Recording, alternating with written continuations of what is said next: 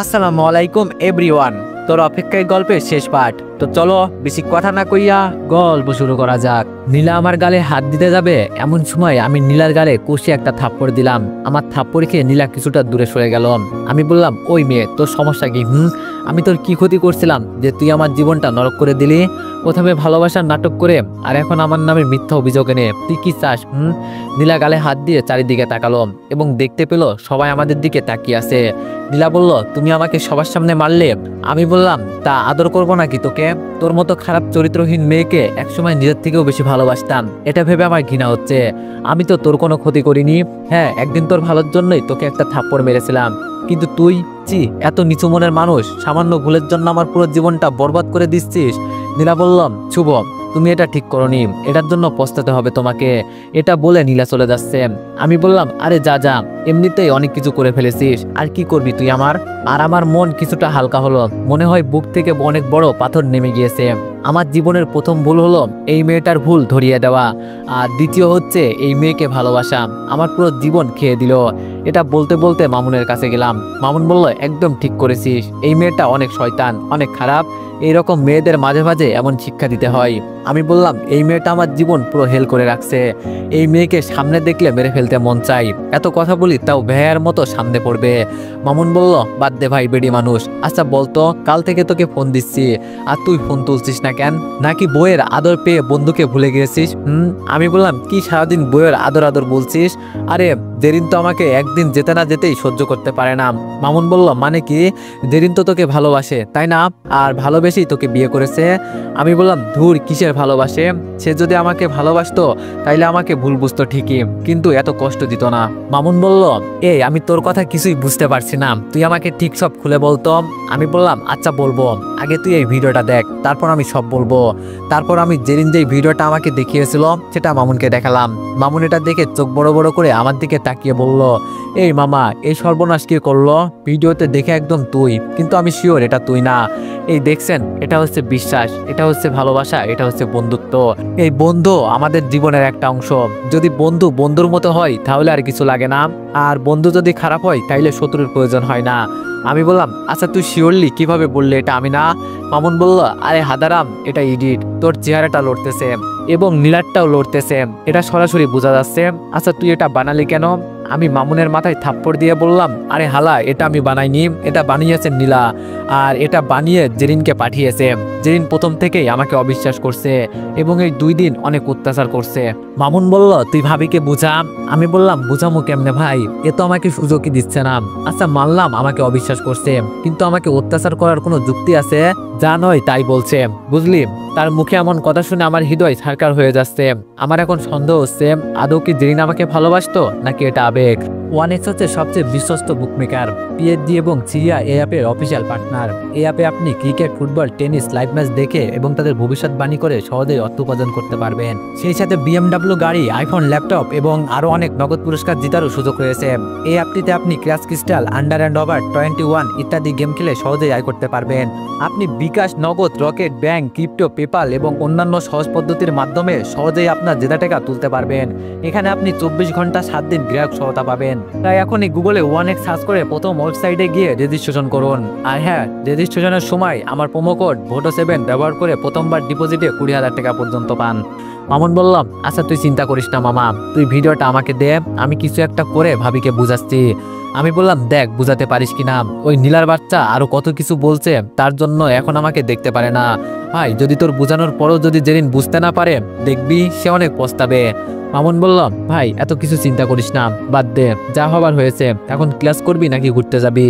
আমি বললাম, না রে, আইসিটি ইম্পর্টেন্ট ক্লাস আছে, তাই ক্লাস করতে হবে, ঘুরতে যাব না। মামুন বলল, আচ্ছা তাহলে চল ক্লাসে। তারপর 2 জন মিলে ক্লাসে চলে গেলাম আর ক্লাস করতে লাগলাম। এইদিকে নীলাকে যে আমি সবার সামনে থাপ্পড় দিয়েছি এটা নেহাল দেখে ফেলেছে। যখন নীলা আমার থাপ্পড় খেয়ে কলেজ থেকে কিছুটা দূরে চলে গেল, হঠাৎ নীলার সামনে নেহাল চলে আসতে নীলা কিছুটা ভয় পেয়ে গেল আর কিছুটা রাগ নিয়ে বলল, তুই এখানে কেন? নেহাল বলল, দেখলাম যে একটা মানুষ তার প্রিয় মানুষের কাছ থেকে থাপ্পড় প্লাস পুরো কলেজের সামনে কেমন ভাবে অপমানিত হলো।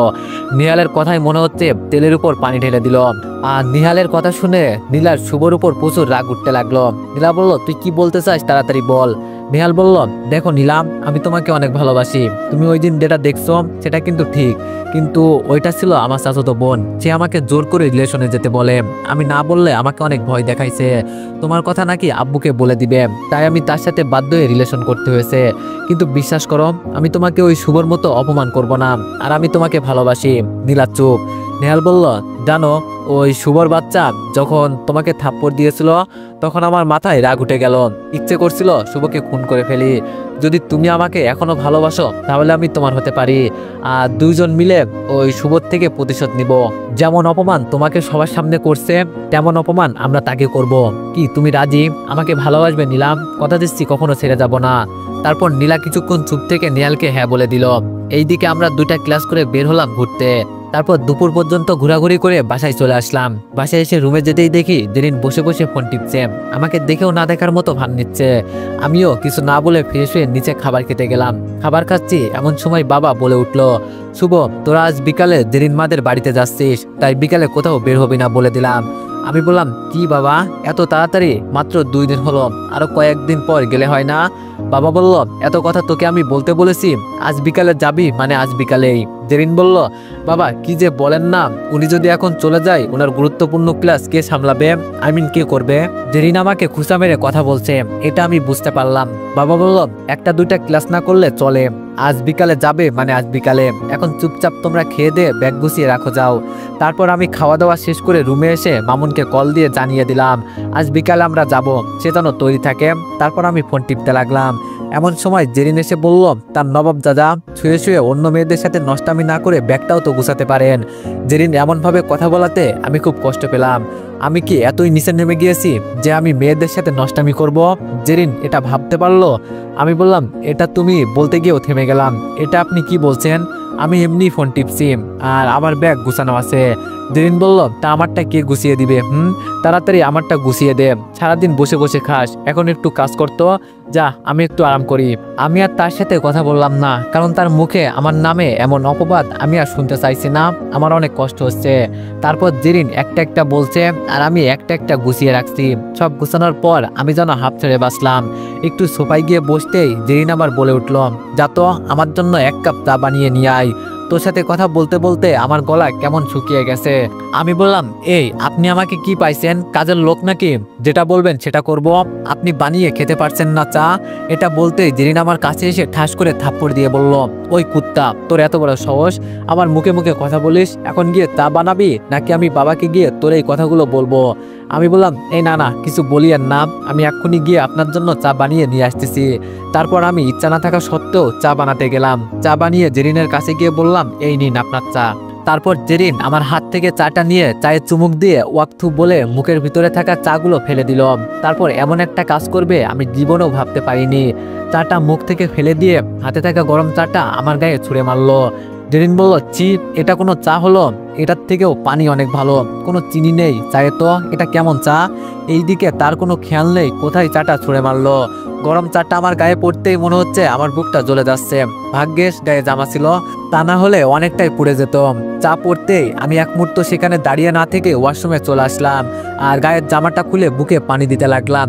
আমি কি এমন করছি যে আমার এমন শাস্তি দেওয়া হচ্ছে সামান্য ভুলের জন্য? তাও আমি কিছু করিনি, এটা একটা মিথ্যা। এগুলো ভাবতেছি আর বুকে পানি ঢালতেছি, সামান্য পুড়ে গিয়েছে, হয়তো জামা না থাকলে বেশি পুড়ে যেত। এইদিকে জেরিন বলল, এটা একটু বেশি হয়ে গেল না তো? না, কেন বেশি হবে? ওই কুত্তা আমার সাথে যেমনটা করছে এই শাস্তি ওইটার চেয়ে অনেক কম। এইদিকে কিছুক্ষণ পানি দিতে একটু আরাম লাগছে, তাই ওয়াশরুম থেকে বের হয়ে গেলাম। আর এইদিকে জেরিনকে দেখলাম সে নিজের মতো নিজেই বই পড়তেছে। এত বড় একটা কাণ্ড করেছে, এখন এমন ভাব করছে সে কিছুই করেনি, সে কিনা আবার আমাকে ভালোবাসে। এটা ভালোবাসা তাই না? তাই তার দিকে তেমন খেয়াল না দিয়ে একটা জামা আর আলমারি থেকে ওষুধের বক্সটা নিয়ে ছাদে চলে আসলাম। তারপর পুড়ে যাওয়া স্থানে মলম লাগাতে থাকলাম আর ভাবতে লাগলাম, আজ পাশে পেয়ে অবহেলা করছো জেরিন, একসময় দূরে থাকবো, তখন ভালোবাসতে চাইবে কিন্তু পারবে না। এই জীবনে অনেক কষ্ট সহ্য করা যায়, কিন্তু প্রিয় মানুষের দেওয়া কষ্ট সহ্য করা যায় না। আজ অপরাধ না করেও অপরাধী, অপরাধ হয়তো একটু করছি, এটা মনে করেও তো ক্ষমা করা যেত। ভুল আমার প্রিয় মানুষটা করেছে, এইবারের মতো না হয় ক্ষমা করে দিই, কিন্তু এটা না করে মানসিক শারীরিক অত্যাচার করে যাচ্ছ। সমস্যা নাই, করো, যত করার ইচ্ছা তত করো, কারণ আমি নিজের ভালো বুঝতে পারিনি, সে অন্য কেউ কিভাবে বুঝবে। এখন থেকে যার খুশি সে আমাকে ব্যবহার করুক, আবার ছুঁড়ে ফেলে দিক, এতে আমার কোনো দুঃখ হবে না, কারণ দুঃখ তো সব প্রিয় মানুষগুলো দিয়ে গেছে। এখন থেকে শুধু তোদের তামাশা দেখবো, দেখি কে কতটুকু নিচে নামতে পারে। ছাদে বিকাল পর্যন্ত থাকলাম, তারপর নিচে গিয়ে নিজের মতো নিজে রেডি হয়ে ড্রয়িং রুমে গিয়ে টিভি দেখতে লাগলাম। একটু পর জেরিনও রেডি হয়ে নিচে আসলো, পিছন থেকে বলে উঠলো। জেরিন বলল, এই শুভ শোন, উপর থেকে ব্যাগগুলো নিচে আনতো। আমি পারছি না। তারপর আমি পিছন ঘুরে তো মোটামুটি একটা ক্রাশ খেলাম। আমি তার দিকে তাকিয়ে আছি, এমন সময় খেয়াল করলাম জেরিন আমার দিকে রাগি চোখে তাকিয়ে আছে। তাই আমি চোখটা নামিয়ে উপরে চলে গেলাম। তারপর উপর থেকে ব্যাগগুলো নিচে নিয়ে আনলাম। তারপর আম্মু আব্বুর থেকে বিদায় নিয়ে গাড়িতে উঠে গাড়ি চালাতে লাগলাম। তখন জেরিন বলল, ওই লুচ্চাম, তখন বাসায় ওইভাবে আমার দিকে তাকিয়েছিলি কেন? আমি বললাম, কখন? জেরিন বলল, ও আমি তো ভুলেই গিয়েছি, তুই তো মিথ্যা ছাড়া বলতে পারিস না। আমি বললাম, আরে কখন বলবেন তো, আমি তো সবসময় আপনার দিকে তাকিয়ে থাকি। জেরিন বললাম, জানি তো, তোদের মতো ছেলেরা মেয়েদের দিকে রাক্ষসের মতো তাকিয়ে থাকিস। আরে বাবা, এটা বললে দোষ, ওটা বললে দোষ, আর কথাই কমো না, চুপ হয়ে গেলাম।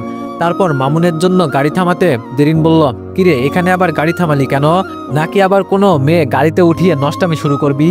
এই মেয়ের কথা শুনে মনে মনে এমন রাগ হচ্ছে, ইচ্ছে করছে এক লাঠি দিয়ে গাড়ি থেকে ফেলে দিয়ে বাড়ি চলে যায়। জেরিন বলল, ওই লুচ্চা, কিরে কিছু বলছিস না কেন? বুবা হয়ে গেলি নাকি?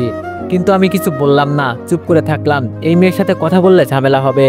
তখনই মামুন গাড়ির দরজা খুলে আমার পাশে বসছে, কারণ জেরিন শুরু থেকে পিছনে বসেছিল। মামুন বলল, সরি রে, একটু লেট হয়ে গেছে। আমি বললাম, আরে সমস্যা নাই। এই বলে চুপচাপ গাড়ি চালাতে লাগলাম। প্রায় 4 ঘন্টা পর আপু শ্বশুর বাড়ি পৌঁছাতে লেগে গেল। এই 4 ঘন্টায় গাড়িতে জেরিনের সাথে কোনো কথা বলিনি।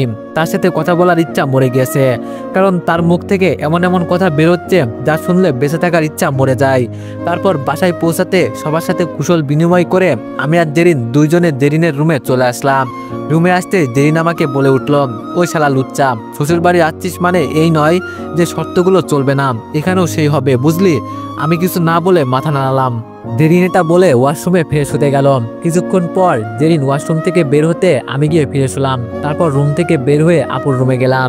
তারপর আপুর সাথে কিছুক্ষণ আড্ডা দিতে সবাই খাবার খেতে গেলাম। খাবার খেয়ে রুমে আসতে জেরিন বলে উঠল, যাও মনা, সুন্দর করে নিচে ঘুমিয়ে পড়ো, ভুলেও বিছানায় আসার চেষ্টা করবে না। আর চেষ্টা করলেও কি, তোর মতো চরিত্রহীন লুচ্চা লম্পটের সাথে এক বিছানায় আমি জীবনেও থাকবো না। জানি কি না কি করে ফেলিস, তোর আবার বিশ্বাস নেই। ইচ্ছা করছে আমার রুম থেকে তোকে বের করে দিই, কিন্তু কি আর করব, আমি তো তোর মতো খারাপ না। আমি জেরিনের এমন কথা শুনে অসহায় দৃষ্টিতে চেয়ে আসি জেরিনের দিকে। জেরিন আমাকে এতটা খারাপ ভাবে, আমি এতটা জঘন্য যে আমার সাথে রুমে থাকতে তার ইচ্ছে করছে না।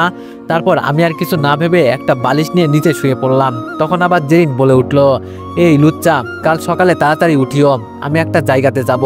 আমি আর কিছু বললাম না। যত খুশি অপমান, যত খুশি গালি দিক, হয়তো ভবিষ্যতে দিতে পারেও বা নাও পারে। সকালবেলায় ঘুমাচ্ছিলাম, এমন সময় মুখে পানি পড়তে তাড়াতাড়ি করে শোয়া থেকে উঠে পড়লাম।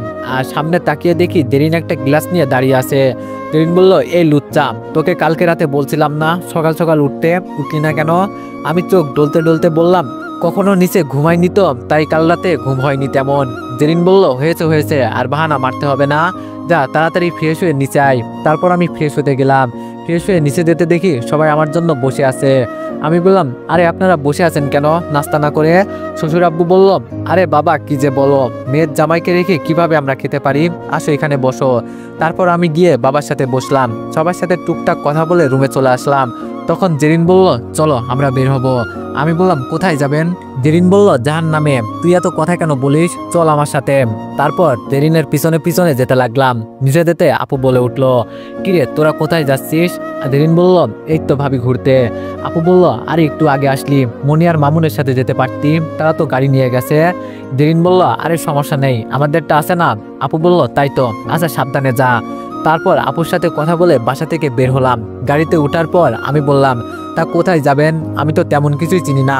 জেরিন বলল, অমুক জায়গাতে চল। তারপর আমি গাড়ি চালাতে লাগলাম। প্রায় 1 ঘন্টা পর একটা পার্কে চলে আসলাম। জেরিন বলল, চুপচাপ আমার সাথে চল, কোনো কথা বলবি না। তারপর আমি জেরিনের সাথে যেতে লাগলাম। সেখানে গিয়ে আমার সাথে এমন কিছু হবে আমি কখনো ভাবতে পারিনি। আমি জেরিনের পিছন পিছন হাঁটতেছি, তখন দেখলাম জেরিন 3টা মেয়েকে হাত নাড়িয়ে ইশারা দিতে লাগলো, মনে হয় তার বান্ধবী। তারপর জেরিন তাদের সামনে যেতেই জেরিনের বান্ধবী একটা বলে উঠল, দোস্ত, এটা মনে হয় দুলাভাই তাই না? দেখতে অনেক সুন্দর এবং অনেক হ্যান্ডসাম, পাইলি কোথায় দোস্ত? জেরিন একটু হাসলো। মেয়েটি বলল, কিরে তুই মিনার কথা শুনে হাসতেছিস কেন? জেরিন বললাম, আরে এটা তোদের দুলাভাই নাম, এটা আমার ড্রাইভার, বুঝলি? আমি জেরিনের মুখে এমন কথা জীবনেও ভাবতে পারিনি। হয়তো স্বামী হিসাবে পরিচয় না দিল, বিয়া হিসাবে পরিচয় দিতে পারতাম, একেবারে কাজের লোক হয়ে গেলাম। আইরে পরিস্থিতি, একটা মিথ্যার কারণে একজন ড্রাইভার হয়ে গেলাম। না জানি জীবনে আর কত কিছু বানিয়ে দিবে। আরেকটা বান্ধবী বলে উঠল, কি বলিস, দেখতে তো ড্রাইভার মনে হয় না। জেরিন বলল, কি গাড়ির মালিক মনে হয়? মেয়েটি বলল, দোস্ত। জেরিন একটু রেগে বলল, তোদের যা মনে হয় তাই ভাব। এই ড্রাইভার, আমাদের জন্য 3টা আইসক্রিম নিয়ে আয়। আমি আচ্ছা বলে চলে যেতে যাব। তখন জেরিন বলে উঠল, এই শোন, এইদিকে আয়। আমাকে জেরিন ডাকছে বলে আমি আবার পিছন ফিরে জেরিনের কাছে গেলাম। আর জেরিনের কাছে যেতে জেরিন আমাকে ঠাস ঠাস করে 2টা থাপ্পড় দিয়ে বলল, ওই ড্রাইভার, তুই যাওয়ার সময় ম্যাম বললি না কেন? আমি না তোর মালিক? আমি মাথা নিচু করে আসি, অনেক কান্না পাচ্ছে, ইচ্ছে করছে চিৎকার করে কান্না করতে।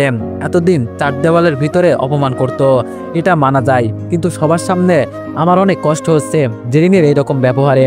কখনো একটা মানুষ তার প্রিয় মানুষকে ভালোবাসলে কষ্ট দিতে পারে না, সে যত খারাপই হোক না কেন। কিন্তু আজ আমাকে উঠতে বসতে খাওয়াতে ঘুমাতে সবসময় অপমান। আরে আমার জন্য হয়েছে মনে হয় অপমান সহ্য করতে। জেরিন বলল, দেখ এখানে আবার তাল গাছের মতো দাঁড়িয়ে আছে, যা তাড়াতাড়ি আইসক্রিম নিয়ে আয়। ছোট লোক কোথাকার, কোথা থেকে যে আসে এইসব। আমি জেরিনের ঝাড়ি খেয়ে তাড়াতাড়ি আইসক্রিম নিতে চলে গেলাম। এইদিকে জেরিন আমার সাথে এমন ব্যবহার করছে মনি দেখে ফেলল। মনি বলল, আরে মামুন, এটা জেরিন আর শুভ না? মামুন বলল, মনি বলল, দেখো জেরিন শুভর সাথে কেমন ব্যবহার করছে, মনে হয় শুভকে দেখতে পাচ্ছে না। আচ্ছা এমন করছে কেন, তাও পাবলিক প্লেসে? মামুন বলল, এটার কারণ আছে, তুমি বুঝবে না। মনি বলল, আমাকে বলো তো কি কারণ। মামুন বলল, আচ্ছা শোনো। এই বলে শুভর সাথে যা ঘটেছে তার সব বলছে। মনি বলল, সি, নীলার বাচ্চাটা এমন করছে, আমার ভাবতেই নিজের প্রতি লজ্জা হচ্ছে। একসময় আমি কিনা তার বন্ধু ছিলাম, আর জেরিন তো শুভকে ভালোবাসে, তাহলে অবিশ্বাস করলো কেন? দাঁড়াও, আমি গিয়ে জেরিনকে বুঝাচ্ছি। মামুন বলল, লাভ হবে না, আমি অনেক বোঝানোর চেষ্টা করছি, বাট হয়নি। মনি বলল, তুমি তো হাদারাম, তুমি আবার কেমনে বুঝাবা, দেখো আমি কিভাবে বুঝাই। মামুন বলল, এখানে কিছু করো না, বাড়িতে গিয়ে বোঝালে হবে, পরে দেখবা ঘটনা অনেক বড় হয়ে যাবে, তার থেকে বরং আমরা ঘুরি। মনি বলল, আচ্ছা মানলাম বাড়িতে বোঝাবো, কিন্তু শুভকে যে অপমান করবে। মামুন বলল, সমস্যা নেই, শুভ সব সামলে নিবে। মনি বলল, আচ্ছা তুমি কি ওর আসলেই বন্ধু? মামুন বলল, কেন সন্দেহ? মনি বলল, কিছুটা। মামুন বলল, কি? মনি বলল, না না কিছু না, চলো। এইদিকে আমি আইসক্রিম নিয়ে জেরিনের সামনে গিয়ে জেরিনকে আইসক্রিমগুলো দিলাম। দেওয়ার সময় আমার আঙ্গুলের লাস্টে জেরিনের আঙ্গুলে একটু ছোঁয়া লাগতেই জেরিন বাম হাত থেকে আইসক্রিম নিয়ে ডান হাত দিয়ে আবার আমাকে থাপ্পড় দিল। আর আমি গালে হাত দিয়ে জেরিনের দিকে অসহায় হয়ে তাকিয়ে আছি। কেন তুমি বারবার বুকে আঘাত করছো? যেই বুকে তোমার জন্য ভালোবাসা আছে, সেই বুকে কেন তুমি বারবার ঘৃণা জন্ম দিতে সাহায্য করছো জেরিন? কেন? জেরিন থাপ্পড় দিয়ে বলতে লাগলো, এই কুত্তা, তোর সাহস কি করে হলো আমার শরীর স্পর্শ করার? আমি মাথা নিচু করে বললাম, আসলে ম্যাম আমি বুঝতে পারিনি, আইসক্রিম দেওয়ার সময় ভুলে লেগে গিয়েছে, সরি। জেরিন বলল, এই লুচ্চা, তুই বুঝতে পারবি কেমনে? তোর তো সারাদিন একটাই খেয়াল থাকে, মেয়েদের শরীর কিভাবে স্পর্শ করতে পারিস। শালা চরিত্রহীন লম্পট, যা দূর হ আমার চোখের সামনে থেকে। আমি জেরিনের এমন ব্যবহার নিতে পারতেছি না, তাই জেরিন বলাতেই আমি সেইখান থেকে গাড়ির কাছে চলে আসলাম আর গাড়ির ভিতরে ঢুকে গান চালিয়ে শুনতে লাগলাম। এইদিকে জেরিনের বান্ধবী মিনা বলল, আরে দোস্ত, তুই শুধু শুধু ছেলেটাকে অপমান করছিস, ও তো ঠিক বলছে, আইসক্রিম দেওয়ার সময় হাতের সাথে হাত লাগবে, এটা স্বাভাবিক। জেরিন বলল, তুই একদম ওর হয়ে দালালি করবি না, ওর জন্য তোরা তো দরদ কেন? নাকি ড্রাইভারের বাচ্চাকে তোর পছন্দ হয়ে গেল? মিনা বলল, আরে দূর, তেমন কিছু না, এমনি, তাও ছেলেটার কোনো দোষ নেই। জেরিন বলল, চুপ, ওই লুচ্চার সম্পর্কে আর কোনো কথা না শুনি, যদি শুনি তাহলে আমি এখন চলে যাব। তারপর সবাই বলে উঠল, আরে দোষ দাস না, অনেকদিন পরে দেখা হয়েছে, না জানি আর দেখা হবে কবে, আমরা আর ওই ছেলের কথা বলবো না। তারপর তারা আড্ডা দিতে লাগলো। গান শুনতে শুনতে গাড়ির ভিতরে ঘুমিয়ে গেলাম। এইদিকে জেরিন বান্ধবীদের সাথে আড্ডা দিতে দিতে দুপুর হয়ে গেল। হঠাৎ করে জেরিন আমার কথা মনে মনে ভাবলো, কি রে, লুচ্চাটার কোনো খোঁজ খবর নাই? এইদিকে দুপুর হয়ে গেল। জেরিন বলল, দোস্ত তোরা আড্ডা দে, আমি যাই, দুপুর হয়ে গিয়েছে। জেরিনের বান্ধবী বলল, কি বলিস, চলে যাবি? দুপুরের খাবার একসাথে খাবো, কি বলিস তোরা? জেরিন বলল, না না দোস্ত, আরেকদিন, আজ বাড়িতে খেতে বলছে, তোরা থাক, আমি বরং যাই। জেরিনের বান্ধবী বলল, আরে দাঁড়া, শোন আমাদের কথা। কিন্তু জেরিন কারো কথা না শুনে গাড়ির দিকে যেতে লাগলো। জেরিন গাড়ির সামনে এসে এইদিক ওইদিক আমাকে খুঁজতে লাগলো, কিন্তু আমাকে দেখতে পেল না। তারপর গাড়ির কাছে যেতে দেখলো আমি কানে হেডফোন লাগিয়ে গান শুনতেছি। জেরিন বলল, ওই কুত্তা বিলাই ওঠ, দুপুর হয়ে গেছে, এই লুচ্চা ওঠ, মাথা গরম করাস না কিন্তু। আমি ওঠার নাম নিচ্ছি না। আরে কেমনে উঠবো, আমার কানে হেডফোন, আর জেরিন আমার গায়ে হাত দিচ্ছে না। তারপর জেরিন উপায় না পেয়ে আমার মুখে পানি ঢেলে দিল। আমার মুখে পানি পড়তেই আমি হকচকিয়ে উঠে বললাম, ওই কোন ছা? আর বলতে পারলাম না, কারণ আমার সামনে জেরিন পানির বোতল নিয়ে দাঁড়িয়ে আছে। আমি বুঝতে পারছি এটা সে করেছে। জেরিন বলল, ওই কি বলতে চাইছিলি? আমি বললাম, কিছু না। আর আপনি আমার মুখে পানি মারলেন কেন? জেরিন বলল, বেশ করেছি, তোর মতো লুচ্চার গায়ে পানি না মেরে একেবারে গরম পানি মারা উচিত ছিল। আমি বললাম, সেই আর কি, বাকি রেখেছেন? জেরিন বলল, একটা থাপ্পড় দিব, মুখে মুখে তর্ক করিস কেন? চল গাড়ি চালাম। তারপর আমি আর কিছু না বলে গাড়ি চালাতে লাগলাম। কি আর করব, এই মেয়ে সারাদিন থাপ্পড় দেয়, আমি আর থাপ্পড় খেতে রাজি না, তাই চুপচাপ গাড়ি চালাতে লাগলাম। কিছুক্ষণ পরে বাসায় এসে ফ্রেশ হতে আপু খেতে ডাকলো, তাই আমি আর জেরিন মিলে খেতে গেলাম। খাওয়া দাওয়া শেষ করে আমি আর মামুন ছাদে নানান কথা নিয়ে আলোচনা আড্ডা দিতে লাগলাম। এইদিকে জেরিন রুমে যেতেই মনি আপু জেরিনের রুমে গেল, বেশ কিছুক্ষণ আড্ডাও দিল। তারপর মনি আপু জেরিনকে বলতে লাগলো, জেরিন, আমি একটা জিনিস খেয়াল করলাম, শুভর সারাদিন গাল লাল আর সে মন খারাপ করে থাকে কেন বলতো? জেরিন বলল, সেটা শুভকে জিজ্ঞেস কর, আমাকে কেন করছিস? মনি বলল, দেখ, আমি কিন্তু সব জানি, তুই শুভকে ভুল বুঝতেছিস, শুভ অমন ছিল না। জেরিন বলল, ও বুঝতে পারছি, তোকে ওই লুচ্চাটা দালালি করতে পাঠিয়েছে, তাই না? মনি বলল, না, আমাকে কেউ পাঠায়নি, আমি নিজ থেকে আসতেছি। দেখ জেরিন, একটু বোঝার চেষ্টা কর, এতে তোর ভালো হবে। জেরিন বলল, আমি বুঝতে পারছি শুভ যে কত বড় লুচ্চা, আর আমাকে বোঝানো লাগবে না, তুই এখন আসতে পারিস। মনি বলল, জেরিন, আমার পুরো কথা শোন। জেরিন বলল, আমি কারো কথা শুনবো না, দেখ আমার মাথা গরম হওয়ার আগে চলে যা। মনি জেরিনের আমার আচরণ দেখে চলে যেতে লাগলো। তখন দরজার সামনে এসে আবার পিছন ফিরে মনি বলতে লাগলো, তোকে একটা কথা বলি শোন, তুই যে না জেনে না বুঝে শুভকে কষ্ট দিচ্ছিস না, এটার জন্য তোকে পস্তাতে হবে, কারণ সত্যিটা তোর চোখের সামনে, অথচ তুই বুঝেও বুঝতে চাইছিস না। তুই এখন শুভকে চিনিস না, যাকে এত ভালোবাসার পরও সেই মানুষটা শুভকে শুধু একটু অবহেলা একবার অপমান করেছে, এতে ছেলেটা মেয়েটাকে ঘৃণা করতেছে। আর এখানে তুই তাকে যেখানে সেখানে অবহেলা অপমান করে যাচ্ছিস। এখনো সময় আছে জেরিন, বুঝার চেষ্টা কর। এটা বলে মনি চলে গেল। জেরিন বলল, আরে দূর, ওই লুচ্চাটা নীলাকে ইউজ করেছে, তাই তার কাছে যেতে চাই না, কিন্তু এদের আমি কিভাবে বুঝাই? এরা তো তার ভালোবাসার অন্ধভক্ত। শালা লুচ্চা আজ রুমে আসুক, তার খবর আছে। সকালে ছাদে গিয়েছিলাম, সেখানে মামুন বুঝাতে চাইছিল, আর এখন মনি। এরা কি আমাকে কচি বাচ্চা ভাবে? মনে করে আমি কিছু বুঝি না। তুই আজ রুমে আয়। এইদিকে আমরা বিকাল পর্যন্ত আড্ডা দিলাম। বিকাল হতে দুলাভাই এসে বলল, আরে মেয়েদের মতো ছাদে বসে কি আড্ডা দিচ্ছ? চলো সমুদ্রের পাড় থেকে ঘুরে আসি। আমি বললাম, আরে দুলাভাই, তাহলে এখন দাঁড়িয়ে আছি কেন? চলো তাহলে যাওয়া যাক। তারপর তিনজন মিলে ঘুরতে বের হলাম। ঘোরাঘুরি করতে করতে রাত হয়ে গেল, তাই তিনজন বাইরে রাতের খাবার খেয়ে নিলাম। আর আপুকে বলেছিলাম আমরা দেরি করে আসবো। রাত 10টা বাজে বাসায় ঢুকলাম। তারপর নিজের রুমে ঢুকতেই জেরিন বলে উঠলো, দাঁড়াম। আমি দাঁড়িয়ে গেলাম। জেরিন বলল, এতক্ষণ কোথায় ছিলি? আমি বললাম, দুলাভাইয়ের সাথে ঘুরতে গিয়েছিলাম। জেরিন বলল, ঘুরতে গিয়েছিলি নাকি লুচ্চামি করতে গিয়েছিলি? আমি বললাম, দেখেন আপনি বেশি বলছেন, আমি দুলাভাইয়ের সাথে ছিলাম। জেরিন বলল, আচ্ছা আমাকে একটা কথা বলবি? আমি বললাম, কি? জেরিন বলল, তুই এই শাস্ত্রামি কখন ছাড়বি? আমি বললাম, কি? আমি কি করলাম? জেরিন বলল, এই যে বাইরে লুচ্চামি করবি, আর আমি জানলে তা মিথ্যা প্রমাণ করার জন্য মানুষকে পাঠাবি তোরে দালালি করতে। আর তারা তো বোকা, তারা তো জানে না তুই কি জিনিস। আমি বললাম, দেখেন আমি আপনার কাছে কাউকে পাঠাইনি। এটা বলতেই জেরিন রেগে আমার কাছে এসে ঠাস ঠাস করে থাপ্পড় দিয়ে বলতে লাগলো, আবার মিথ্যা কথা? এই তোকে এত কিছু বলি, এত মার মারি, তাও মিথ্যা কথা যাবে না, তাই না? আমি গালে হাত দিয়ে জেরিনের দিকে করুণ দৃষ্টিতে তাকিয়ে রইলাম। মনে মনে বললাম, কেন বুঝতে পারছো না জেরিন? আমি এসব কিন্তু করিনি। জেরিন বললাম, আবার এখানে দাঁড়িয়ে আছিস কেন? যা দূর হ আমার চোখের সামনে থেকে। তারপর আমি সেখান থেকে আর দাঁড়িয়ে না থেকে ওয়াশরুমে চলে আসলাম ফ্রেশ হতে। আর ঝর্ণা ছেড়ে দিয়ে কান্না করতে লাগলাম। কেন যে ভালোবাসতে গিয়েছিলাম, কেন যে বিয়েটা হলো। আর যদি ভালো না বাসতাম তাইলে এত অপমান সহ্য করা লাগতো না। এত অপমান মনে হয় একটা অপরাধী মানুষকেও করে না, যতটুকু অপমান আমাকে করে জেরিন। প্রায় আধা ঘন্টা গোসল করে ওয়াশরুম থেকে বের হয়ে চুপচাপ নিচে শুয়ে পড়লাম। আর উপরে তাকিয়ে দেখি জেরিনকে নিষ্পাপ বাচ্চার মতো ঘুমাচ্ছে। এমন লাগছে সে কিছু করতেই পারে না, কিন্তু বাস্তব ভিন্ন। তার দিকে তাকিয়ে থাকতে থাকতে ঘুমিয়ে গেলাম। আর এইভাবে জেরিনের অপমান আর শ্বশুরবাড়ি মানুষদের আদরে 3 দিন চলে গেল। তারপর আবার আমরা বাড়িতে চলে আসলাম। বাসায় আসার পরেও জেরিনের অত্যাচার কমলো না, দিনে দিনে আরো বাড়তে লাগলো। আমার সাথে এমন ব্যবহার করে যেন আমি একটা রাস্তার কুকুর, আর আমি তার বাসায় উঠে তার রুমে থাকছি, তাই আমাকে তাড়াতে এমন করছে।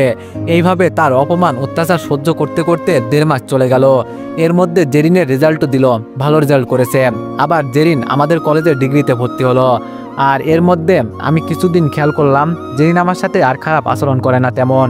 এখন শুধু আমার সাথে প্রয়োজন ছাড়া কথা বলে, তার বেশি না। মাঝে মাঝে দুই একবার খারাপ ব্যবহার করে। আজ জেরিনের কলেজের প্রথম দিন, তাই বাবা বলেছে জেরিনের সাথে যেতে। তাই জেরিনকে সাথে করে কলেজে গেলাম। কলেজে যাওয়ার পর আমার সাথে এমন কিছু ঘটবে তা আমি কখনোই ভাবতে পারিনি। কলেজে গিয়ে জেরিনের ক্লাসে যেতে লাগলো, আর আমি আড্ডার জায়গাতে যেতে লাগলাম। হঠাৎ করে একটা ছেলে সামনে এসে বলল, ভাই আপনাকে কলেজের পাশে পুকুর পাড়ে কেউ একজন ডাকছে। আমি বললাম, কে ভাই? ছেলেটি বলল, জানি না, তবে বলছে আপনার সাথে নাকি অনেক জরুরি কথা আছে। এই বলে ছেলেটি চলে গেল। আমি তো চিন্তায় পড়ে গেলাম, কে যে আমাকে ডাকলো, আর তাও জরুরি কথা বলার জন্য। যাব কি যাব না ভাবছি, আচ্ছা গিয়েই দেখি। তারপর কলেজ থেকে পাশের পুকুর পাড়ের দিকে যেতে লাগলাম। দূর থেকে খেয়াল করলাম নীল থ্রি পিস পরা একটা মেয়ে পুকুর পাড়ে বসে আছে। আশেপাশে আর কাউকে দেখতে পারছি না। তারপর আমি আবার কলেজের দিকে যেতে লাগলাম, কারণ এখানে তো মেয়ে একটা কাউকেও দেখছি না। এটা ভেবে আবার দাঁড়িয়ে গেলাম, ছেলেটা তো মেয়ে নাকি ছেলে হবে কিছুই বলেনি। আমিও না কি বোকা। তারপর আবার পুকুর পাড়ের দিকে যেতে লাগলাম। যেতে যেতে মেয়েটার পিছনে এসে দাঁড়ালাম। মেয়েটি বলল, তুমি এসেছো? আমি তো অবাক, মেয়েটা আমাকে না দেখেই চিনে ফেললো, এত শিওরলি কিভাবে বললাম? আমি বললাম, আপনি কে? আমাকে এখানে কেন ডাকলেন? মেয়েটি বলল, আমি আপনার অনেক কাছের। এটা বলেই মেয়েটা আমার দিকে ঘুরতেই আমার মাথায় রাগ উঠে গেল, আর নিজেকে দই দিচ্ছি কেন যেখানে আসতে গেলাম। তারপর আমি নীলাকে দেখে সেখান থেকে না দাঁড়িয়ে চলে আসতে লাগলাম। তখন নীলা আমার হাত ধরে বলতে লাগলো, প্লিজ শুভ, আমার কিছু কথা আছে, শুনে যাও, তারপর না হয় চলে যেও, প্লিজ প্লিজ প্লিজ। মেয়েটা এত করে বলছে, তাই আর না করতে পারলাম না। আমি বললাম, আচ্ছা কি বলবে বলো, আমার সময় নেই। নীলা বলল, দেখো শুভ, তুমি হয়তো বিশ্বাস করবে না আমি তোমাকে কতটা ভালোবাসি। হয়তো আমি প্রতিশোধ নেওয়ার জন্যই তোমাকে ভালোবেসেছিলাম, কিন্তু নিজের অজান্তে কখন যে তোমাকে ভালোবেসে ফেলেছি তা আমি কখনো ভাবতে পারবো না। কিন্তু বিশ্বাস করো, আমি তোমাকে নিজের জীবনের থেকেও বেশি ভালোবেসেছি, আর বেঁচে যাব। তোমার কাছে অনেকবার আসতে চেয়েছি, আর তুমি বারবার ফিরিয়ে দিয়েছো। এবং কি তোমার আর জেরিনের ভুল বোঝাবুঝির মাঝেও আমার হাত ছিল। কিন্তু বিশ্বাস করো, জেরিনের জায়গায় যদি আমি থাকতাম, আমি কখনোই তোমাকে অবিশ্বাস করতে পারতাম না, কারণ আমি তোমাকে কাছ থেকে দেখেছি। আমি চুপ করে নীলার কথাগুলো শুনতেছি আর বোঝার চেষ্টা করছি সে কি বলতে চাইছে। নীলা বলল, আমি জানি এখনো তোমার আর জেরিনের মাঝে ভুল বোঝাবুঝি চলছে, হয়তো সারা জীবন চলবে, নয়তো ঠিক হবে, কিন্তু আগের মতো বিশ্বাস তোমাকে আর করবে না। তাই আমি তোমাকে একটা কথা বলতে চাই, রাখবে আমার কথা? আমি বললাম, রাখতে পারবো কি পারবো না সেটা পরে দেখা যাবে, আগে বলো কি। জেরিন বলল, শুভ, আমি তোমাকে অনেক ভালোবাসি, তাই তোমাকে হারাতে চাই না। তুমি যদি চাও তাহলে আমি তোমার হতে পারি, এবং আমরা অনেক সুখে থাকতে পারবো। তুমি জেরিনকে ডিভোর্স দিয়ে আমাকে আপন করে নাও, কথা দিচ্ছি তোমাকে কখনো জেরিনের মতো কষ্ট দিব না। নীলার এমন কথা শুনে আমার মাথায় প্রচুর রাগ উঠে গেল, তাই দিলাম কষে দুইটা থাপ্পড়। আমি বললাম, এই তোর লজ্জা করে না? অন্যের সংসার ভেঙে বলছিস নিজে সংসার করতে? জি, আমার ভাবতে লজ্জা হচ্ছে, তোর মতো মেয়েকে ভালোবাসছিলাম একসময়। দেখ শুভ, তোকে আমি ভালোই ভালোই বলছি, আমার কথাই রাজি হয়ে যাম। আমি বললাম, না হলে কি করবি? এই না হলে কি করবি? নীলা বলল, দেখবি আমি কি করব, দেখবি। এই বলে ওড়নাটা নিচে ফেলে দিল, চুলগুলো এলোমেলো করে দিল, আর লিপস্টিকটাও এলোমেলো করে দিল। নীলা বলল, এখন কলেজের সবার সামনে গিয়ে বলবো তুই আমার সাথে খারাপ কিছু করছিস, তারপর বাকিটা ইতিহাস। নীলার কথায় আমি কিছুটা ভয় পেয়ে গেলাম, আর নীলা চলে যেতে লাগলো। এমন সময় আমি নীলার হাত ধরে বলতে লাগলাম, প্লিজ নীলা, এমনটা করো না, প্লিজ, আমার মান সম্মানের দিকে একবার ভাবো। নীলা বলল, ছাড় আমাকে, আগে বলছিলাম তখন মানিসনি, ছাড় আমাকে।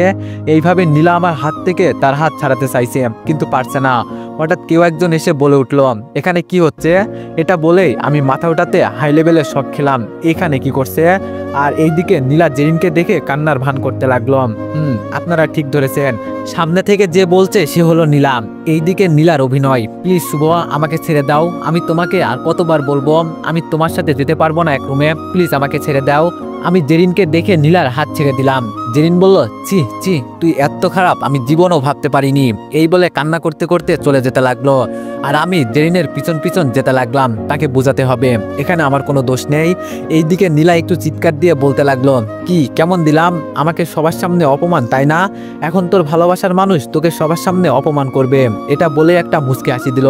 নীলা বলল, যাই তাদের তামাশাটা দেখে আসি। এখন আর পুরো কলেজকে বলে নিজের মান সম্মান বিলিয়ে দেওয়ার চেয়ে খুশি মনে তাদের নাটকটা দেখি, তাও আবার বিনা এমবিতে বিনা ফোনে। নীলা, তোর বুদ্ধির জবাব নেই, বলতে হবে। কি সুন্দর প্ল্যান, বাহ বাহ। এইদিকে আমি জেরিনের পিছনে পিছনে কলেজ পর্যন্ত চলে আসলাম। তারপর এক দৌড়ে জেরিনের হাত ধরে বলতে লাগলাম, প্লিজ জেরিন, আমাকে বিশ্বাস করো, ওখানে তুমি যা দেখছো সেটা সব সাজানো। আমি জেরিনের হাত ধরতেই জেরিন পিছন ঘুরে আমাকে 2-3টা থাপ্পড় লাগাতার দিয়ে বলতে লাগলো। জেরিন বলল, তোর মতো খারাপ চরিত্রহীন লম্পট নিচু মানসিকতার মানুষ আমার হাত ধরার সাহস কি করে হলো? আমি বললাম, প্লিজ আমাকে বিশ্বাস করো। জেরিন বলল, কি বিশ্বাস করবো? আগে যে কাণ্ড করেছিস সেটা বিয়ের আগে ভেবে মনকে বুঝ দিয়ে ভেবেছিলাম তোকে আপন করে নিব, কিন্তু তুই যে এত পরিমাণ দেহলোভী আমি আগে ভাবতে পারিনি। তোর এত চাহিদা আমাকে বলতি, আমি তো তোর স্ত্রী। আচ্ছা, আমার মনে হচ্ছে তোকে যদি আমি বিয়ে না করতাম তাহলে আমাকে তুই নীলার মতো ইউজ করতি, তাই না? আমি জেরিনের কথা শুনে থমকে গেলাম। সে আমাকে দেহলোভী বলল, তার মুখ দিয়ে একটিবারই কথাটা আটকালো না বলতে আমি নাকি তাকে ইউজ করতাম। ছি, এই কথাটা ভাবতে আমার বুক পেটে কান্না করতে ইচ্ছে করছে। জেরিন বলল, এই শোন, তুই আমাকে কিছুদিনের মধ্যেই ডিভোর্স দিবি। আমি তোর মতো চরিত্রহীনের সাথে আর থাকতে চাই না, আর আমাকে তুই টাচ করবি না বলে দিলাম। এই বলে জেরিন চলে যেতে লাগলো, আর আমি মাথা নিচু করে দাঁড়িয়ে ঝাপচা চোখে পানি ফেলতেছি। ছেলেদের মনে হাজার কষ্ট থাকুক, কিন্তু তারা সহজে কান্না করবে না। কিন্তু কিছু এমন স্পেশাল মানুষ আছে যারা এমনভাবে কষ্ট দেয় যা হাজার কষ্টের থেকেও বেশি না হলেও চোখের পানি কিন্তু আপনা আপনি পড়ে যায়। আমি ভাবতে পারিনি জেরিন আমাকে পুরো কলেজের সামনে অপমান করবে, নানান কথা বলবে। হঠাৎ মামুন আর মনি এসে বলল, কিরে শুভ, এখানে দাঁড়িয়ে দাঁড়িয়ে কান্না করছিস কেন? কি হয়েছে? আমি কিছু বলছি না, পাথরের মতো হয়ে দাঁড়িয়ে আছি। মনি বলল, এই শুভ, তোমার কি হয়েছে? জেরিন কোথায়? আমার কাছ থেকে কোনো সারা শব্দ না পেয়ে মামুন একটা ছেলেকে জিজ্ঞেস করছে ছেলেটা এখানে কি হয়েছে তার সব বলল। মামুন বলল, ও এই ব্যাপার, কেন যে তাড়াতাড়ি কলেজে না এসে ঘুরতে গিয়েছিলাম কে জানে, আমি থাকলে এমন কিছুই হতো না। তারপর মামুন আমাকে ধরে আড্ডার জায়গায় নিয়ে গিয়ে বসালো এবং আমাকে অনেক কথা জিজ্ঞেস করতে লাগলো, কিন্তু আমি কিছু বলছি না, চুপ হয়ে আছি। আর অনবরত চোখ দিয়ে পানির মতো বৃষ্টি হচ্ছে। মামুন বলতে লাগলো, মনি তুমি বাসায় যাও, আমি মামুনকে নিয়ে কিছুক্ষণ ঘুরবো, ওর মন ভালো নেই। মনি বলল, কিন্তু? মামুন বলল, কোনো কিন্তু না, যাও। তারপর মনি চলে গেল। মামুন বলল, এই শুভ, তোর কি হয়েছে আমাকে বল। বুঝতে পারছি তুই আমাকে বন্ধু ভাবিস না, না হলে আমাকে বলতি, প্লিজ আমাকে বল। এই শুভ, কি হয়েছে? আমি কিন্তু অনেক এগিয়ে যাচ্ছি, এই দেখ আমি কিন্তু এইবার কান্না করে দিব। এই বলে মামুন আমাকে জড়িয়ে ধরে কান্না করতে লাগলো। মামুন বলল, প্লিজ ভাই, আমার কিছু তো বল, তোর এই নীরবতা আমার সহ্য হচ্ছে না। মামুন আমাকে জড়িয়ে ধরে আমি মামুনকে শক্ত করে জড়িয়ে ধরলাম আর আরো জোরে কান্না করতে লাগলাম, আর কান্নার মাঝে বলতে লাগলাম, ভাই আমার সাথে কেন এমন হয়? আমি কি তাদের কিছু ক্ষতি করছি নাকি? ভাই, আমার বাঁচতে মন চাইছে না, আমি এই জীবন থেকে মুক্তি চাই। আমার এমন কথা শুনে মামুন আমার গালে থাপ্পড় দিয়ে বলতে লাগলো, আরেকবার যদি মরার কথা বলিস তাহলে আমি তোকে কি করব নিজেও ভাবতে পারবি না। আমি একটু হাসলাম। মামুন বলল, কি রে, তোর আবার কি হলো? এইভাবে হাসতেছিস কেন? আমি একটু হেসে বললাম, তোর থাপ্পড়ে না আমার কিছুই হয়নি, কারণ আজ 1 মাস ধরে অকারণে এই গালে থাপ্পড় খেতে খেতে আমার গালটা ব্যয়া হয়ে গেছে। মামুন বলল, এইসব ছাড়, এখন বল কি হয়েছিল। আমি হেসে বলতে লাগলাম, এই পুরা কপালে যা হওয়ার বাকি ছিল তা হয়েছে। তাহলে শোন এই হতভাগার কথা। এই বলে মামুনকে সব বলতে লাগলাম, আর মামুন আমার কথা শুনে রেগে আগুন হয়ে গেল। হঠাৎ মামুন কিছু একটা মনে করে বলতে লাগলো, ভাই তুই মন খারাপ করিস না, সব আমি ঠিক করে দিব, এখন বাড়ি যা, তা না হলে সমস্যা হতে পারে, আর আমি তোদের বাড়ি আসতেছি। এই বলে মামুন একটা রিক্সা দাঁড় করিয়ে আমাকে রিক্সায় তুলে দিয়ে বলল, তুই সোজা বাড়ি যা, আমি আসতেছি। তারপর আমি রিক্সা করে যেতে লাগলাম আর ভাবতে লাগলাম, আচ্ছা জেরিন কি সত্যি আমাকে ডিভোর্স দিয়ে দিবে? আচ্ছা এই ঘটনা কি জেরিন মা বাবাকে বলে দিবে? যদি বলে দেয় তাহলে কি আব্বু আম্মু অবিশ্বাস করবে? এইসব ভাবতে ভাবতে আমি বাসায় চলে আসলাম। তারপর রিক্সা থেকে নেমে ভাড়া দিয়ে বাসায় ঢুকতে লাগলাম। দরজার দিকে যখন পা রাখতে যাব তখন বাবা বলে উঠল, দাঁড়া, তোর মতো কুলাঙ্গারের এই বাড়িতে কোনো জায়গা নেই, আমার বাড়িতে ঢুকবি না। আমি বললাম, কিন্তু বাবা আমি কি করছি? বাবা বলল, চুপ, আরেকবার যদি ওই মুখ দিয়ে আমাকে বাবা ডাকিস তাহলে ভালো হবে না, ভালোই আমার বাড়ি থেকে বের হয়ে যা। আমি বললাম, মা তুমি কিছু বলো, তুমি কি বিশ্বাস করো আমি এই কাজ করতে পারি? মা বলল, ছি, আমার নিজের প্রতি ঘৃণা হচ্ছে, কেন যে তোর মতো কুলাঙ্গার আমার পেটে ধরেছি। আমি বললাম, মা তুমিও আমাকে অবিশ্বাস করলে? মা বলল, তা করব না, বৌমার কাছ থেকে যা শুনলাম তা কি অবিশ্বাস করব? আর বৌমা তো নিজের চোখে দেখেছে তোর মতো লুচ্চামি, যা বের হো আমাদের বাড়ি থেকে। আমি বললাম, মা কিছু কিছু চোখের দেখাও ভুল হয়, আর তুমি নিজের ছেলেকে বিশ্বাস করলে না, তাও আরেকজনের কথা শুনে, প্লিজ মা আমার কথা শোনো।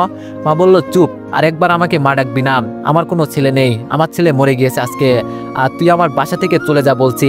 আমি বললাম, ও তাই, আচ্ছা আমাকে 1 মিনিট সময় দেন, আমি কিছু প্রয়োজনীয় জিনিস নিয়ে বের হয়ে যাচ্ছি। তারপর আমি রুমে যাওয়ার সময় জেরিনকে মার পাশে দাঁড়িয়ে থাকতে দেখলাম। তারপর বললাম, মিস জেরিন আপনি, আপনাকে আর কি বলবো, এতদিন অনেক বোঝাতে চাইছি কিন্তু বুঝতে চাননি, এখন কি বুঝবেন? তবে একেবারে খাঁটি ভালোবাসা আমাকে দিয়েছেন, যাই হোক জেরিন, আপনার কাছে শুধু একটা মাত্র অনুরোধ করব, আপনি আমার সাথে বিগত 1 মাস যা করেছেন তা যেন আমার মা বাবার সাথে না করেন, এই অনুরোধটা রাখবেন। এইসব বলে আমি আমার রুমে এসে আমার প্রয়োজনে যা লাগে তা নিয়ে বের হয়ে যেতে লাগলাম বাড়ি থেকে। আর যাওয়ার সময় মা বাবাকে বলে গেলাম, কখনো যদি আমার কথা মনে পড়ে তাহলে আমি মরে গিয়েছি ভাবিও, তাছাড়া আমি তো এখন মরেই গেছি। আর জেরিন, যদি বেঁচে থাকি তাহলে কিছুদিনের মাঝে আপনার পাওনা পেয়ে যাবেন। এই বলে বাড়ি থেকে বের হয়ে গেলাম। গেটের সামনে এসে পিছন ফিরে তাকাতে লাগলাম বাড়ির দিকে। আমার চোখ দিয়ে অনবরত পানি পড়ছে। সেই ছোট থেকে এইখানে বড় হয়েছি, কত স্মৃতি জড়িয়ে আছে। আজ কিছু স্বার্থপর বেঈমান মানুষের জন্য স্মৃতি জড়ানো ছোট্টবেলার মায়া ত্যাগ করে চলে যাচ্ছি। জানি না আর কখনো ফিরা হবে কিনা, তবে অনেক কষ্ট হচ্ছে এখানে থেকে যেতে। তারপর অনেক কষ্ট করে মায়া ত্যাগ করে অজানা গন্তব্যে হাঁটা ধরলাম। এইদিকে আমি বাড়ি থেকে বের হওয়ার কিছুক্ষণ পরে মামুন আর মনি আসলো আমার বাড়িতে। মামুন বলল, শুভ, ওই শুভ, কোথায় তুই? নিচে আয়, আজ তোর সব কষ্ট চলে যাবে। তখন মামুনের চিৎকার শুনে মা, বাবা, জেরিন সবাই নিচে চলে আসলো। বাবা বলল, কি হয়েছে, এখানে তো চিৎকার করছো কেন? মামুন বলল, আঙ্কেল শুভ কোথায়? বাবা বলল, সে নেই এখানে। মামুন বলল, ও আচ্ছা, বাইরে গিয়েছে, আচ্ছা আমি ফোন করে ডেকে আনছি। মা বলল, ওই কুলাঙ্গার আর আসবে না, আর তুমি ওই কুলাঙ্গারের নাম নিবে না। মামুন বলল, এটা কি বলছেন, শুভ আসবে না মানে? জেরিন বলল, ওকে বের করে দিয়েছে বাবা, ওর মতো লুচ্চা লম্পট চরিত্রহীন এই বাড়িতে থাকার কোনো যোগ্যতা নেই। মনি বলল, কি, শুভকে বের করে দিয়েছে মানে? শুভ কিছু করেনি, শুধু শুধু আপনারা তাকে বের করে দিয়েছেন কেন? জেরিন বলল, কিছু করেনি মানে? আমার চোখের সামনে ওই নীলার হাত ধরে, ছি, আমার বলতেও লজ্জা করছে। এটা বলতেই মনি গিয়ে জেরিনের গালে থাপ্পড় দিয়ে বলল, এই থাপ্পড়টা তোকে ওই দিন মারা উচিত ছিল, বুঝতে পারছিস? বাবা বলল, এই মেয়ে, তোমার সাহস তো কম না, তুমি আমার বৌমার গায়ে হাত তুলছো কেন? তুমি রাসেলের বোন বলে যা খুশি তাই করবা? মনি বলল, আঙ্কেল সরি, আপনার বৌমাকে মারার জন্য, কিন্তু আমি তো আমার চাচাতো বোনকে মারছি। আর এই থাপ্পড়টা সেই দিন যদি মারতাম তাহলে আর শুভকে বাড়ি ছাড়া হতে হতো না। জেরিন বলল, এই মনি, তুই আমাকে থাপ্পড় দিলি কেন শুধু শুধু? আর ওর মতো লুচ্চার বাড়ি ছাড়ার কথা আরো আগে, কিন্তু আমি কিছু বলিনি তাই যাইনি। মামুন বলল, তোমাকে শুধু শুধু মারিনি। আচ্ছা, আমার সন্দেহ হয় তুমি কি আসলে শুভকে ভালোবাসতে নাকি আবেগের ঠেলাতে বিয়ে করে নিছো, কোনটা? জেরিন বলল, মানে আমি শুভকে অনেক ভালোবাসতাম, কিন্তু ওই লুচ্চা আমার সাথে বিশ্বাসঘাতকতা করেছে। মামুন বলল, বিশ্বাসঘাতকতা শুভ করেনি, তুমি তাকে বিশ্বাস করনি। জানো, একদিন আমাকে শুভ ওই ভিডিওটা দেখিয়েছিল, আর আমি সেখানে বুঝতে পারছি এটা শুভ না, এটা এডিট করা। একটু ভিডিওটা ওপেন করে ভালোভাবে দেখেন, শুভর মাথা নড়তেছে। আর আমি মনিকেও দেখিয়েছিলাম, সেও অবিশ্বাস করেনি, বরং বলেছে এটা শুভ না। আচ্ছা, আমি এটা বুঝতে পারছি যে কোনো মেয়ে তার স্বামীর খারাপ কিছু সহ্য করতে পারে না, আর আপনি তাকে এতটা ভালোবাসেন কিন্তু বিশ্বাস করতে পারেননি, এটাও মানলাম। কিন্তু তার এই অপবাদ কি আসলে সত্যি, এটা যাচাই করতে পারতেন, কারণ আপনার আশেপাশেই সত্যি ছিল, কিন্তু আপনি এটা করেননি। আপনি করছেন দিনের পর দিন আমার বন্ধুকে মানসিক শারীরিক অত্যাচার। বাবা বলল, এই মামুন, তুমি এইগুলো কি বলছো? আমরা তো কিছুই বুঝতে পারছি না। মামুন বলল, আপনার বোঝা লাগবে না, কিন্তু একটু পরে বুঝতে পারবেন আপনারা কত বড় ভুল করছেন। এইদিকে মামুনের কথাই জেরিন আবার এই ভিডিওটা ওপেন করে ভালোভাবে দেখলো, আর মামুনের কথাই সঠিক। তখন জেরিন বলতে লাগলো, আচ্ছা এটা না হয় মানলাম, কিন্তু আজ সকালে আমি যেটা নিজের চোখে দেখেছি। মামুন বলল, দাঁড়ান। এটা বলে পকেট থেকে ফোনটা বের করে জেরিনের হাতে দিয়ে বলল, এটা দেখেন। এইবার জেরিনের চোখ তো কপালে, এটা আমি কি করলাম? আজ আমার জন্য ছেলেটা বাড়ি ছাড়া, এটা বলে ফ্লোরে বসে কান্না করতে লাগলো। মনি বলল, এখন কেন কান্না করছি? তুই তো অনেক খুশি তাই না? মা বলল, জেরিন মা, তুমি এইভাবে কান্না করছো কেন? কি বলছো তুমি? এটা বলতেই জেরিন আম্মুর কাছে দৌড়ে গিয়ে আম্মুর পায়ে পড়ে গেল। জেরিন বলল, মা, আমাকে ক্ষমা করে দাও, আমার জন্য সব হয়েছে। মা বলল, এই তোর আবার কি হলো, এমন করছিস কেন, আমাকে বল। আর শুভ তার নিজের কারণেই বাড়ি ছাড়া হয়েছে, বুঝলি? জেরিন বলল, না মা, আমার জন্য এটা হয়েছে, এই দেখেন ভিডিও। তারপর আম্মু জেরিনের হাত থেকে মোবাইলটা হাতে নিয়ে সবকিছু দেখে কান্না করে দিল। আম্মু বলল, শুধু শুধু আমার ছেলেকে বের করে দিলাম, ও গো, আমার ছেলেকে এনে দাও আমার কাছে। এইদিকে বাবা বুঝতে পারছে আমি যে কোনো দোষ করিনি। বাবা বলল, আচ্ছা তুমি এইসব জানলে কি করে? মামুন বলল, আঙ্কেল, কলেজের পাশে যেই পুকুর পাড় আছে তার কিছু দূরে একটা মল আছে, আর পুকুর পাড়ের দিকে মুখ করে একটা সিসি ক্যামেরা থাকে সেই মলের, কারণ মলটা বড় হওয়ার কারণে তার পাশে নজর রাখতে হয়। আর আমার এটা মাথায় ছিল, তাই আমি সেখানে গিয়ে অনেক কষ্ট করে এটা নিয়ে আসলাম। বাবা বলল, মামুন, তোমাকে যে কি করে ধন্যবাদ দিব আমি বলে বোঝাতে পারবো না। মা বলল, ও গো, এখানে দাঁড়িয়ে কথা না বলে আমার ছেলেকে এনে দাও। মামুন বলল, আঙ্কেল দেরি হয়ে যাবে, আমি তাড়াতাড়ি গিয়ে শুভকে খুঁজে নিয়ে আসতেছি। বাবা বলল, মামুন দাঁড়াও, আমিও যাব আমার ছেলেকে খুঁজতে। দোষ আমার, কেন যে অবিশ্বাস করতে গেলাম, সব দোষ আমার। মামুন বলল, আঙ্কেল নিজেকে দোষ না দিয়ে চলেন খুঁজতে বের হই। এই বলে তারা আমাকে খুঁজতে বের হলো। এইদিকে জেরিন এখনো পাগলের মতো কান্না করছে, আর মনি সান্ত্বনা দিতে লাগলো আর বলতে লাগলো, সেই দিন যদি আমার কথা একটাবার শুনতি তাহলে আজ এই দিন দেখতে হতো না। জেরিন বলল, বোন, এখন বুঝতে পারছি। আচ্ছা, শুভকে আমাকে মেনে নিবে, আমি তো তাকে কম কষ্ট দিইনি। মনি বলল, দেখ, ভাগ্য ভালো হলে আল্লাহ চাইলে ক্ষমা করতে পারে, কিন্তু আমি জানি না। এইদিকে আমি একটা রিক্সা করে বাস স্টেশনের দিকে যেতে লাগলাম। মাথায় এখন একটা কথা ভাবতে লাগলাম, কোথায় যাব, কোথায় থাকবো, কিছু জানি না। এইদিকে ফোনটাও বন্ধ করে রাখলাম। হঠাৎ করে কিছু ছেলে পিলে আমার রিক্সা দাঁড় করালো, আর আমি কিছু বুঝে ওঠার আগে আমাকে এলোপাতাড়ি মারতে লাগলো। আমাকে মারতে মারতে একদম আত্মা বানিয়ে দিয়েছে। আমি ভালো মতো চোখ খুলতে পারছি না, মনে হচ্ছে এই মুহূর্তেই অজানা কোথাও চলে যাব, যেখান থেকে আর কখনো ফিরা হবে না। তখনই শুনতে পেলাম, এই থাম, আর মারিস না, বেচারা এমনিতেই মরে যাবে, চল এখান থেকে। এটা বলতেই সবাই হাঁটা ধরলো, আর সেই ছেলেটা আমার কলার ধরে বলতে লাগলো, আমার জিনিসের দিকে চোখ দেওয়া, আমার জিনিসকে থাপ্পড়ে দেওয়া, এখন দেখি তুই বাঁচিস কেমনে। এটা বলেই আমাকে ছুঁড়ে ফেলে দিয়ে চলে গেল। এইদিকে আমার শরীর আস্তে আস্তে ঠান্ডা হতে লাগলো, মনে হচ্ছে এক্ষুনি দেহ থেকে প্রাণটা বের হয়ে যাবে। চোখ দুটি আস্তে আস্তে বন্ধ হতে লাগলো, আর আমার চোখের সামনে ভেসে উঠতে লাগলো বাবা মায়ের মুখ। হয়তো এটাই সেই দেখা, আর হয়তো দেখা হবে না, চলে যাব অচেনা দেশে, যেখান থেকে হয়তো আর ফেরা হবে না। এটা ভেবে একটা মুচকি হাসি দিলাম। মা তো বলেছে আমি নাকি তাদের জন্য মারা গিয়েছি, কিন্তু এটা যে সত্যি হবে তা জানতাম না। ভালো থেকে তোমরা, আর কান্না করো না মা, তোমার এই কুলাঙ্গার ছেলে আর আসবে না। এটা বলেই আস্তে আস্তে চোখ বন্ধ করে ফেললাম। কিছু গল্প সমাপ্ত করতে না চাইলেও করতে হয়, কিছু মায়া ত্যাগ করতে না চাইলেও করতে হয়। তেমন এই পৃথিবীর মায়া সবাই ত্যাগ করতে চায় না, কিন্তু সবাইকে ত্যাগ করতে হয়। সবাই ভালো থাকবেন, সুস্থ থাকবেন, আল্লাহ হাফেজ।